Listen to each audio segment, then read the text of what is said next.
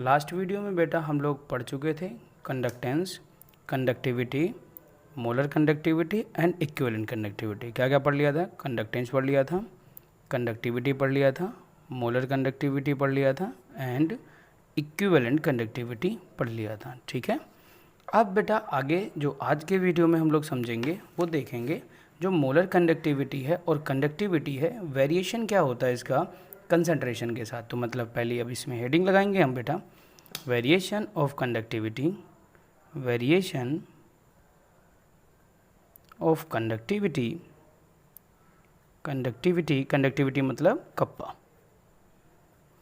And molar conductivity, molar conductivity lambda m with concentration, with concentration, concentration के साथ देखेंगे।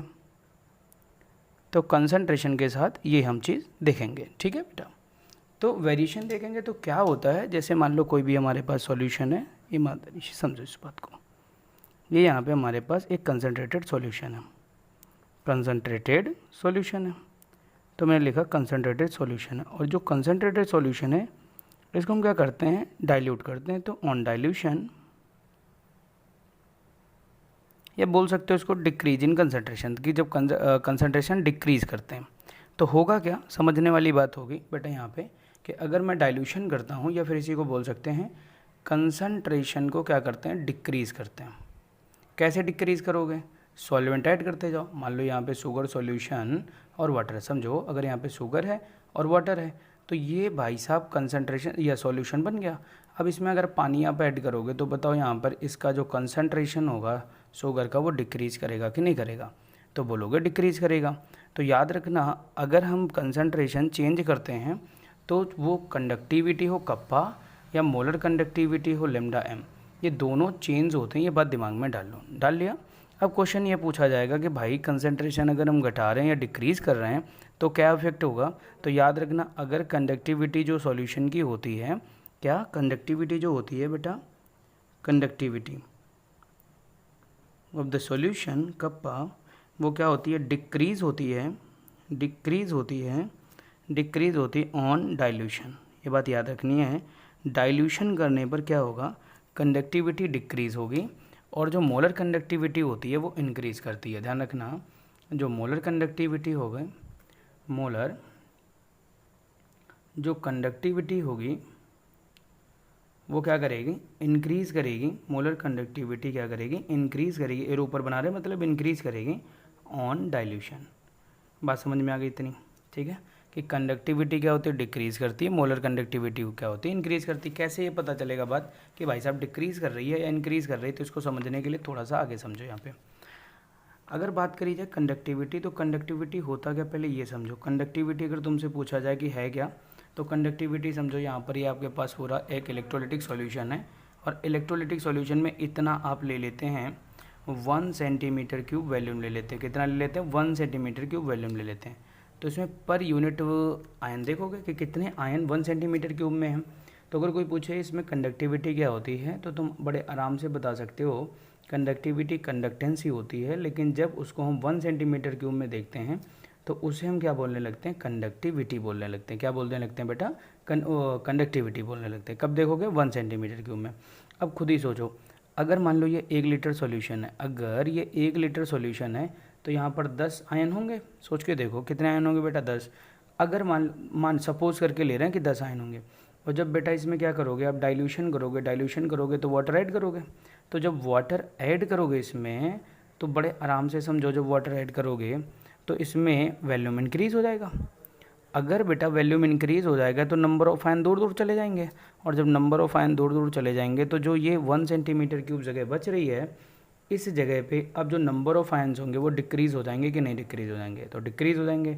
तो याद रखना ये बात कि अगर डाइल्यूशन करते हो बेटा, क्या करते हो, डाइल्यूशन, डाइल्यूशन मतलब कंसंट्रेशन को डिक्रीज़ करते हो, तो कंडक्टिविटी मतलब कप्पा डिक्रीज़ हो जाएगा। कोई पूछे क्यों डिक्रीज़ होगा, तो तुम्हें बताना है क्योंकि वहाँ पे number of ions, number of ions, क्या बोला मैंने, number of ions per unit या 1 centimetre cube per unit volume में डिक्रीज़ हो जाएंगे, ये भी बोल सकते हो पर यूनिट, या फिर 1 सेंटीमीटर क्यूब में क्या हो जाएंगे, डिक्रीज़ हो जाएंगे। ठीक है, बात समझ में आ गई। लेकिन सर मोलर कंडक्टिविटी क्यों इंक्रीज़ होती है ना, मोलर कंडक्टिविटी क्यों इंक्रीज़ होती है, ये क्वेश्चन है। तो यहाँ पे आगे देखो कि मोलर कंडक्टिविटी की अगर मैं बात करूँ, किसकी बात करूँ बेटा, मोलर कंडक्टिविटी की मैं बात करता हूँ। तो मैं मोलर कंडक्टिविटी की जब मैं बात करूँगा तो यहाँ इधर देखो ध्यान से, मोलर कंडक्टिविटी, मोलर कंडक्टिविटी इसको बोलते हैं बेटा लैम्डा एम। ठीक है, तो मोलर कंडक्टिविटी का फॉर्मूला होता है कप्पा इंटू 1000 अपॉन मोलैरिटी। अब सोच के देखो, ये जो मोलैरिटी है ये क्या है बेटा, मोलैरिटी। अब सोचो अगर आपने डाइल्यूशन किया, on dilution, on dilution concentration क्या करेगा, डिक्रीज़ करेगा, तो कंसंट्रेशन डिक्रीज़ होगा। जब कंसंट्रेशन डिक्रीज होगा तो मोलैरिटी भी डिक्रीज होगी, क्योंकि मोलर कंसंट्रेशन होता है। तो बताओ lambda M inversely proportional to molarity होता है। तो अब बताओ अगर मोलैरिटी डिक्रीज़ करेगी तो मोलर कंडक्टिविटी इंक्रीज़ करेगी, ये बात आपको ध्यान रखना है। मोटा मोटा एक समझ लो कि अगर मैंने डाइल्यूशन किया तो ऑन डाइल्यूशन, डाइल्यूशन मतलब डिक्रीज इन कंसंट्रेशन, दो बातें, कंडक्टिविटी में क्या फ़र्क आएगा, मोलर कंडक्टिविटी, तो कंडक्टिविटी डिक्रीज़ करेगी, मोलर कंडक्टिविटी इंक्रीज़ करेगी। इतनी बात में कोई दिक्कत नहीं होनी। अब जब बेटा ये बात समझ में आ जाती है, ठीक है, कि मोलर ऑन डाइल्यूशन पे कंडक्टिविटी और मोलर कंडक्टिविटी में क्या डिफरेंस होता है या क्या घटती है क्या बढ़ती है, तो फिर इसके बाद हम समझेंगे केवल molar conductivity on dilution for weak electrolyte and strong electrolyte. तो दोनों केस के लिए समझेंगे। तब यहाँ पे ये पेज पलट लेते हैं, तब दूसरा पेज देखेंगे। तो यहाँ पर हम समझाना ये चाह रहे हैं कि अब हम देखेंगे variation in molar conductivity with changing concentration for strong electrolyte, strong and weak electrolyte। ठीक है, तो कुल मिला के मैंने हेडिंग ये लगा ली। तो यहाँ पे वेरिएशन जो था मोलर कंडक्टिविटी में वीक इलेक्ट्रोलाइट और स्ट्रॉन्ग इलेक्ट्रोलाइट, इन दोनों के लिए देखते हैं और समझते हैं। तो अगर मैं यहाँ पे देखूँ इलेक्ट्रोलाइट की कहानी, तो इलेक्ट्रोलाइट दो तरह का होता है। तो एक होता है बेटा स्ट्रॉन्ग इलेक्ट्रोलाइट और एक होता है वीक इलेक्ट्रोलाइट। तो यहाँ पर मैंने बोला स्ट्रॉन्ग इलेक्ट्रोलाइट एक होगा और एक बेटा क्या होगा, वीक इलेक्ट्रोलाइट होगा। पहले मोटा मोटा अपने दिमाग में आइडिया ये रख लो, स्ट्रॉन्ग इलेक्ट्रोलाइट वो होता है जो कंप्लीट आयनाइज हो जाता है। तो यहाँ पर लिखेंगे जो कंप्लीट आयोनाइज्ड होता है उसे हम बोलते हैं स्ट्रॉन्ग इलेक्ट्रोलाइट। जैसे मैं यहाँ पे ले लूँ NaCl हो गया, CaCl2 हो गया, ठीक है, ये सारे इसी में आते हैं जैसे ना। और वीक इलेक्ट्रोलाइट में पार्शियल आयनाइजेशन होगा, पार्शियल आयनाइजेशन होगा। ये बात आप दिमाग में रखोगे। अब यहाँ पे जैसे ले लिया CH3 COOH हो गया, NH4OH हो गया, अमोनियम हाइड्रोक्साइड हो गया। ठीक, अब सुनो मेरी बात, ये बात तुम्हें जब समझ में आ जाती है तो यहाँ पे ये समझना है कि जो वेरिएशन था, तो एक चीज़ ध्यान रखना, स्ट्रॉन्ग इलेक्ट्रोलाइट के लिए जो मोलर कंडक्टिविटी थी, ऐसे सुनना, स्ट्रॉन्ग इलेक्ट्रोलाइट के लिए जो मोलर कंडक्टिविटी थी, इसमें हम तुम्हें पढ़ाएंगे डिबाई हक्कल। यहाँ पर बात कर रहे हैं हम जो मोलर कंडक्टिविटी होती है स्ट्रॉन्ग इलेक्ट्रोलाइट के लिए, तो दिमाग में रखना, इसके लिए स्ट्रॉन्ग इलेक्ट्रोलाइट के लिए पढ़ेंगे डिबाई। परेशान नहीं होना पे, अभी पहले मैं ये थोड़ा सा बता रहा हूँ जिससे कन्फ्यूजन ना क्रिएट होता। तो डिबाई हक्कल ऑन सेगर इक्वेशन। तो ये इक्वेशन की हेल्प से हम लोग स्ट्रॉन्ग इलेक्ट्रोलाइट का कंसंट्रेशन के साथ, जो स्ट्रॉन्ग इलेक्ट्रोलाइट होता है उसमें कंसंट्रेशन और मोलर कंडक्टिविटी के बीच में रिलेशन देख सकते हैं। तो क्या इन्होंने दिया था, इन्होंने दिया था lambda M equal to lambda naught M minus AC square root of concentration. तो यहाँ पर इन्होंने क्या दिया था, लेम्डा एम क्या है, मोलर कंडक्टिविटी है, मोलर कंडक्टिविटी है, और लेमडा नॉट एम क्या है, लिमिटिंग मोलर कंडक्टिविटी है, लिमिटिंग मोलर कंडक्टिविटी है,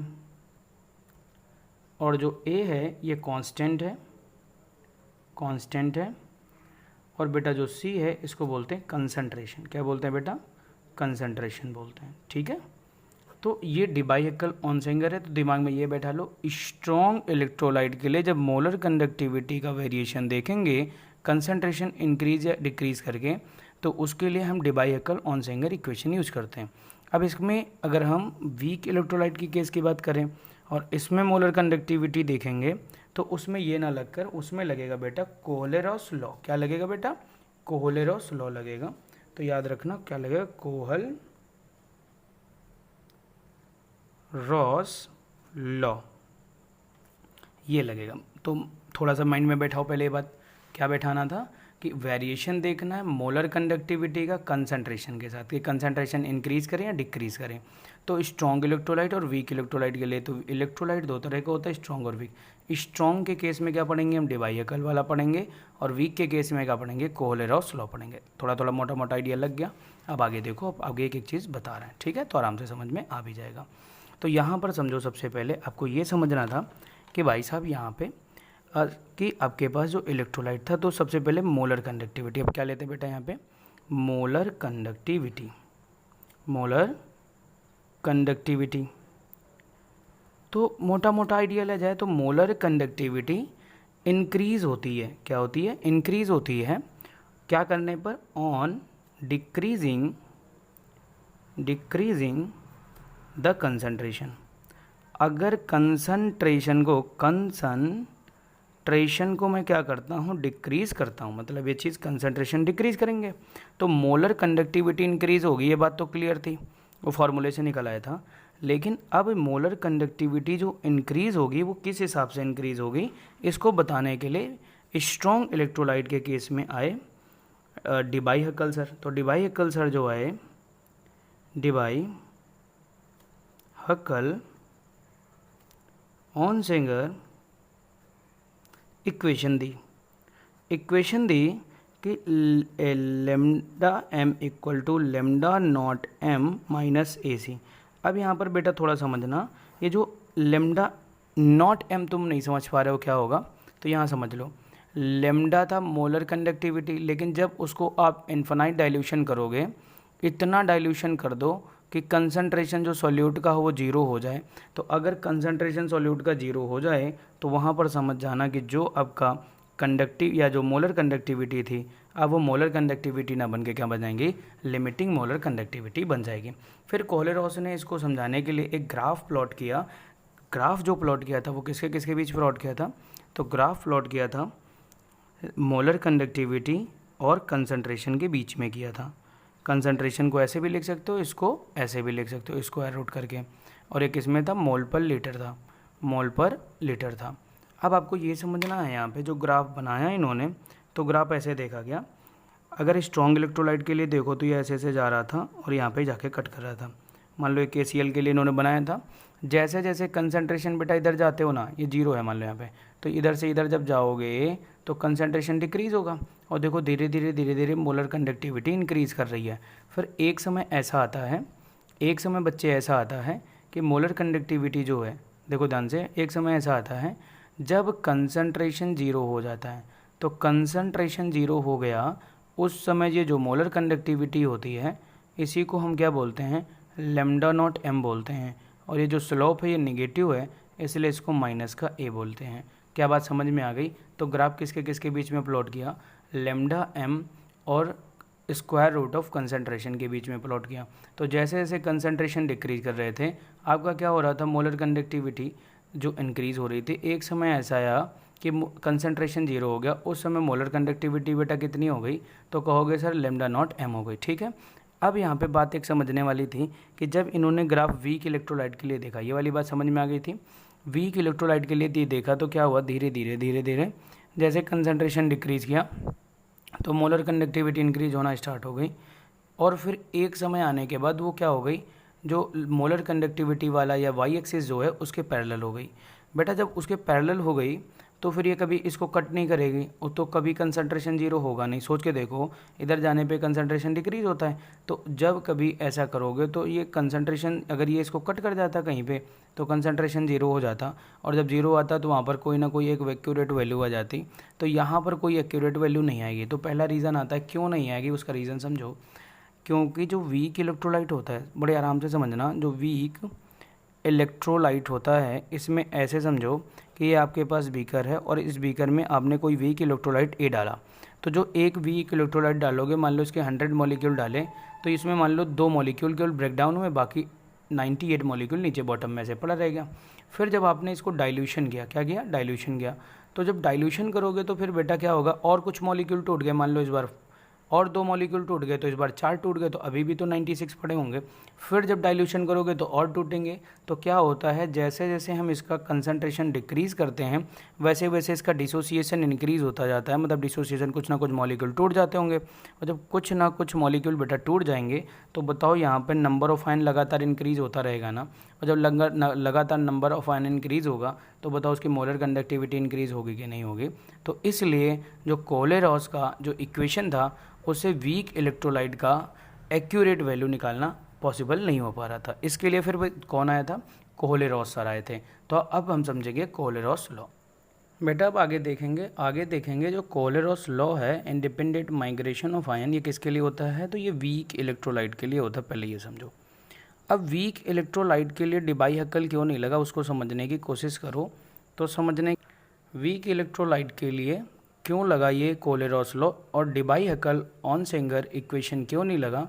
उसमें ये हो रहा था कि जब हम वीक इलेक्ट्रोलाइट में डाइल्यूशन कर रहे थे तो लगातार सॉल्वेंटी बढ़ाते जा रहे थे, तो कंसंट्रेशन डिक्रीज़ हो रहा था, लेकिन डिग्री ऑफ डिसोसिएशन लगातार इंक्रीज़ हो रहा था।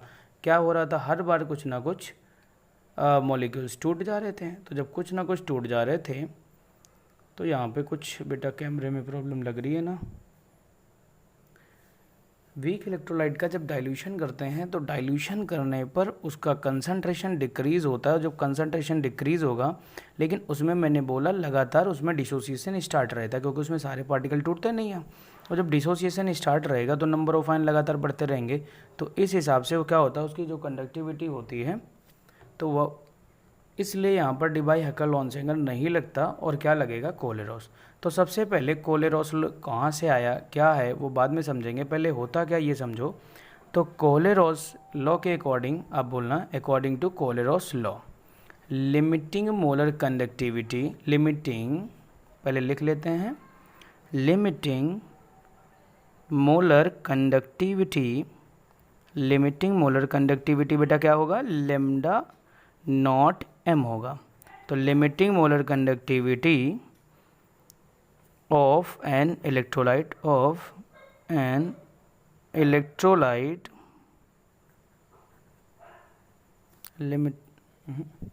limiting molar conductivity of an electrolyte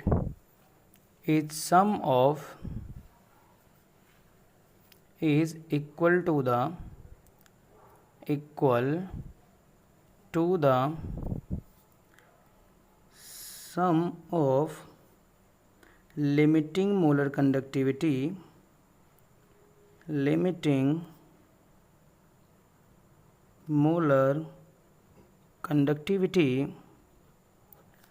of cation